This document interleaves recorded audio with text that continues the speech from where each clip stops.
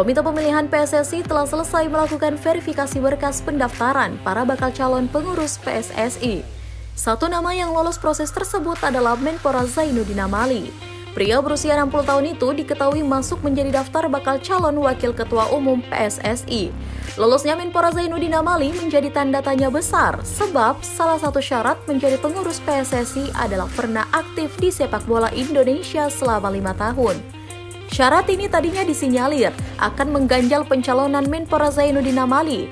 Menurut Komite Pemilihan PSSI, Zainuddin Amali pernah aktif di Asosiasi Provinsi PSSI Gorontalo dan pengurus cabang PSSI Kabupaten Boalemo. Selain Menpora Zainuddin Amali, Komite Pemilihan PSSI meloloskan 15 nama lainnya sebagai calon sementara Waketum PSSI.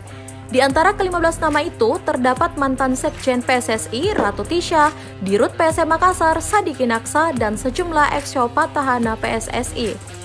Nantinya calon yang tertera di daftar calon tetap akan bertarung dalam Kongres Luar Biasa atau KLB, pemilihan ex-co PSSI periode 2023 sampai 2027 pada 16 Februari.